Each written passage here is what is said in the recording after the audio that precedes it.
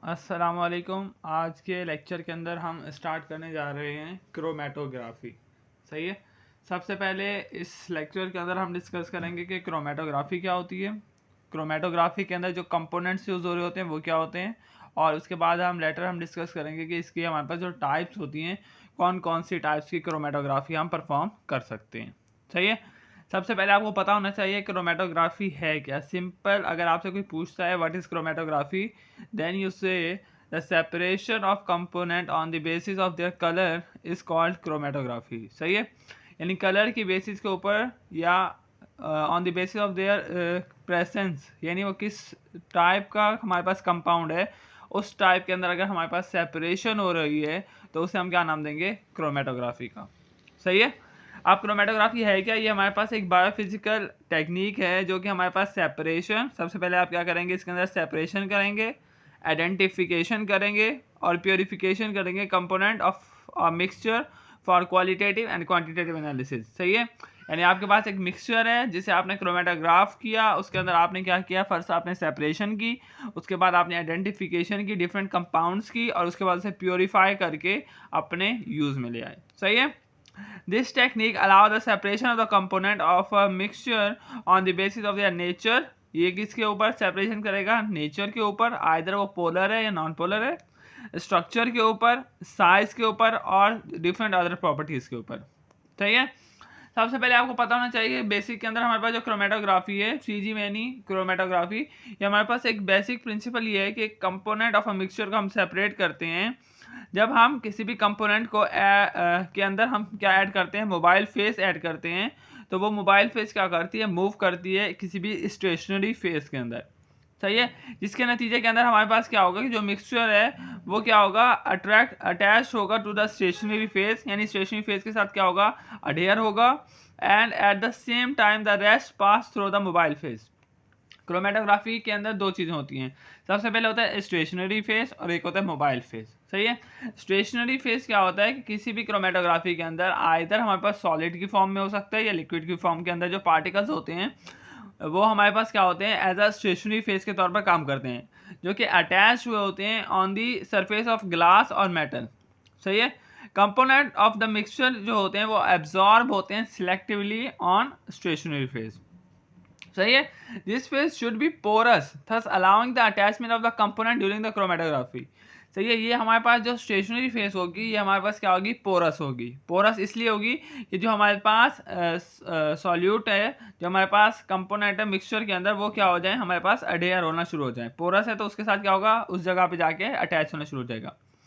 Depending on the type of chromatography, gel beads, uniform paper, silica, glass and some gases are evenly liquid use as a stationary phase। सही है। तो इसे हम as a stationary phase के तौर पर use करते हैं। ये हमारे पास यूजली इमूवेबल फेस होती है।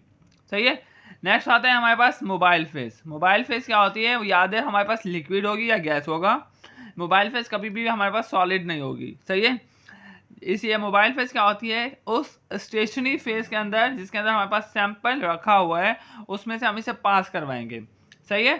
जहाँ पे हमारे पास कंपोनेंट क्या करेंगे, वहाँ पे जाके सेपरेट होंगे, एड्जॉर्ब होंगे, कहाँ पे, स्टेशनरी फेस के ऊपर। सही है। कुछ पार्टिकल वहाँ पे on the basis of their हमारे पास नेचर, कुछ हमारे पास एड्जॉर्ब हो जाएंगे और बाकी जो है वो हमारे पास वहाँ से पास आउट हो जाएंगे। सही है। जब वो पास आउट हो जाएंगे उसके बाद जो एड्जॉर्ब हुए हुए कंपोनेंट हैं वो भी हमारे पास आहिस्ता आहिस्ता वहाँ से पास आउट होके हमारे पास अलग से हमारे पास जो कंपोनेंट है वो हमारे पास एल्यूट हमें मिल जाएगा। सही है। नेक्स्ट आता है it carries the mixture move down the stationary phase. ये हमारे पास क्या करती है, मिक्सचर को मूव करती है डाउन स्टेशनरी फेस के थ्रू।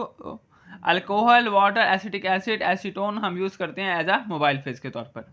सही है।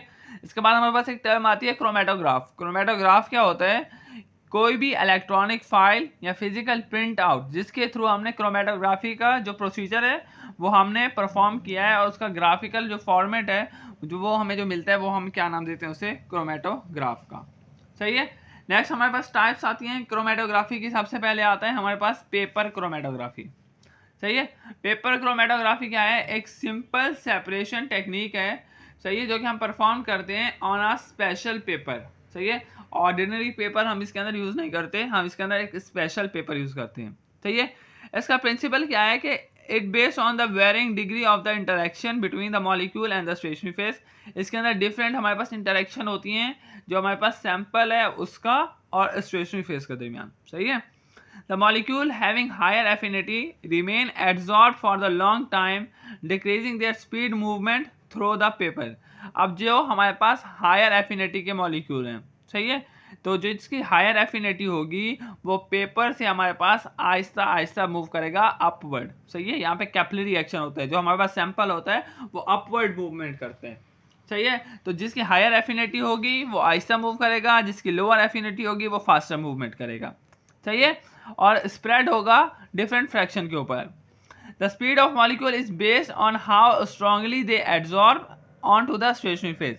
अब जो स्पीड है मॉलिक्यूल की ये डिपेंड करती है कि हमारे पास जो मॉलिक्यूल है वो कितनी जल्दी एड्सॉर्ब होता है कहाँ पे, स्टेशनरी फेज के ऊपर। An additional concept of the retention factor is applied during the separation of the molecule in the paper. Retention factor ये होता है कि कितनी देर तक हमारे पास सैंपल जो है उस पॉइंट के ऊपर रहता है जहाँ पे वो अपवर्ड मूव करेगा। सही है। The retention value of the molecule is determined as the ratio of the distance travelled by the molecule to the distance travelled by the mobile phase. सही है। इसके अंदर दो चीज़ें आती है, एक हमारे पास जो सैंपल है वो, और एक हमारे पास जो मोबाइल फेज है वो। अब जो रिटेंशन वैल्यू है वो हमारे पास डिफरेंस होता है दोनों का, कि हमारे पास सैंपल ने कितना मूव किया है पेपर के ऊपर और हमारे पास जो मोबाइल फेज है उसने कितना मूव किया है। सही है।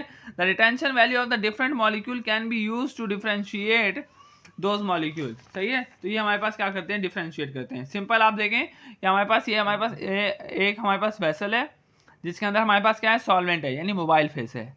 इसके ऊपर हमारे पास एक लिड लगी हुई है और वहाँ पे हमने पेपर अटैच किया हुआ है। इस पेपर के ऊपर सबसे पहले हम इसे आउटसाइड हम इसके ऊपर सैंपल अप्लाई करते हैं। सैंपल अप्लाई करने के बाद हम इसे यहाँ पे हैंग कर देते हैं। सही है। जहाँ पे हमारे पास सॉल्वेंट है या मोबाइल फेज है। अब मोबाइल फेज भी यहाँ से मूव करेगी अपवर्ड और सैंपल भी मूव करेगा अपवर्ड। सही है। अब जो डिस्टेंस होगा सैंपल और सॉल्वेंट के दरमियान जो मोबाइल फेज है उसे हम नाम देते हैं रिटेंशन वैल्यू का। सही है। अब स्टेप्स क्या होते हैं पेपर क्रोमेटोग्राफी के अंदर, कि the stationary phase is selected as a fine quality cellulose paper. सबसे पहले हम फाइन क्वालिटी का सेलुलोज पेपर लेते हैं।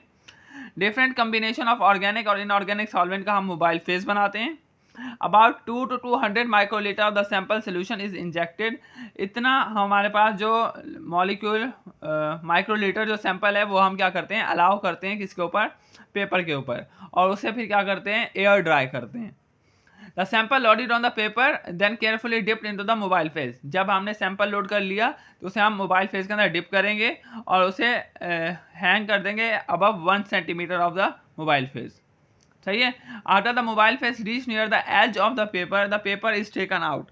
जब हमारे पास, जब हम देखेंगे कि मोबाइल फेज भी मूव कर रही है और सैंपल भी मूव कर रहा है एक मैक्सिमम डिस्टेंस तक, तो हम उसे क्या कर लेंगे, निकाल लेंगे बाहर, और उसे एयर ड्राई करके हम उसे डिफरेंट टेक्निक्स, यानी पहले तो हम उसका रिटेंशन फैक्टर निकाल लेंगे। कैसे, by UV spectrophotometry. UV spectrum के अंदर हम इसे क्या करेंगे, आइडेंटिफाई करेंगे और उसे हम क्या करेंगे, रिटेंशन वैल्यू निकाल लेंगे। सही है। इसके यूजेस क्या हैं कि हम to detect the purity of the various product, इसके लिए हम यूज़ कर सकते हैं। Can be applied to detect the contamination in the various sample like food and beverage. Contamination को डिटेक्ट करने के लिए कर सकते हैं। Separation of impurities from various industrial product के लिए भी हम इसे यूज़ करते हैं। Separation of the mixture of the ink and the other colour drink, इस प्रोसीजर के अंदर भी हम इसे यूज़ कर सकते हैं। सही है। अब देखो जब हमारे पास सैंपल मूव करेगा तो सैंपल हमारे पास डिफरेंट स्पॉट्स बनाता है। सही है। अब जो हमारे पास स्पॉट मिड के अंदर आता है तो वो हमारे पास एक परफेक्ट स्पॉट होता है। सही है। अब जो बिल्कुल ऊपर आ रहा है या बिल्कुल नीचे आ रहा है वो हमारे पास जो मोबाइल फेस है उसके अंदर जो उसकी कंस्ट्रक्शन हुई है उसके अंदर जो हमने डिफरेंट सॉल्वेंट यूज़ किए हैं उसके अंदर थोड़ी इमूवेबिलिटी हो सकती है। सही है। यानी वो हमारे पास सही ना बना हो उसकी वजह से हो सकती है। सही है। लेकिन जो हमारे पास स्पॉट इन द मिड आएगा वो हमारे पास एक परफेक्ट स्पॉट होगा। सही है। यहाँ पे हमारे पास सिंपल क्रोमेटोग्राफी और जो हमारे पास पेपर क्रोमेटोग्राफी है उसका टॉपिक एंड होता है।